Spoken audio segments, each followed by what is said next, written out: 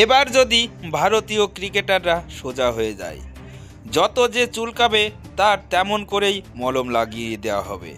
অর্থাৎ যে ক্রিকেটার যেমন পারফরমেন্স করবেন ঠিক তেমনই তাকে টাকা দেওয়া হবে, অর্থাৎ পারফরমেন্স অনুযায়ী মাইনে দেওয়া হবে। উল্লেখ্য, অস্ট্রেলিয়ার সিরিজে 31 রান করা রোহিত শর্মা কম টাকা পাবেন যশস্বী জয়সওয়ালের তুলনায়।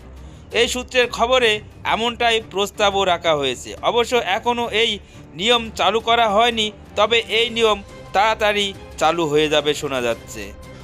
অস্ট্রেলিয়ার বিরুদ্ধে 3-1 ব্যবধানে টেস্ট সিরিজ পরাজয়ের পর অধিনায়ক রোহিত শর্মা, কোচ গৌতম গম্ভীর এবং প্রধান নির্বাচক অজিত আগারকারের সঙ্গে একটি জরুরি বৈঠক করেন ভারতীয় ক্রিকেট বোর্ড।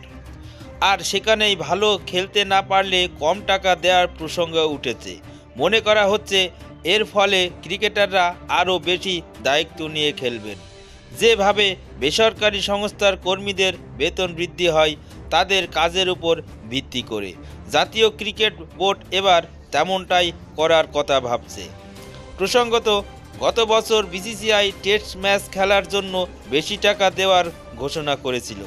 যে ক্রিকেটার বছরে 50% বেশি টেস্ট ম্যাচ খেলবেন, প্রথম একাদশে খেলবেন, তিনি প্রতি ম্যাচে 30 লক্ষ টাকা করে পাবেন। অন্যদিকে যে ক্রিকেটার 75% বেশি ম্যাচ খেলবেন, তিনি ম্যাচ প্রতি 45 লক্ষ টাকা করে পাবেন।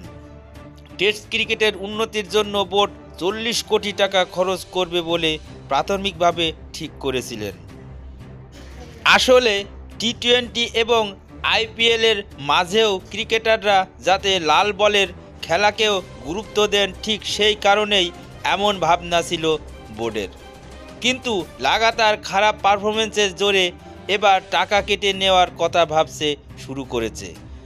প্রথমে ঘরের মাঠে নিউজিল্যান্ডের বিরুদ্ধে 3-0 ব্যবধানে পরাজিত হয় ভারত।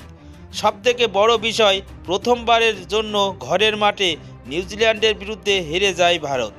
প্রায় 12 বছর পর দেশের মাটিতে কোনো টেস্ট সিরিজ হারতে হয় ভারতকে। আর তারপর অস্ট্রেলিয়াতে গিয়ে 3-1 ব্যবধানে ফের পরাজয় হয় ভারতের, যা বোর্ড কর্তৃপক্ষ একেবারেই ভালোভাবে নিচ্ছে না।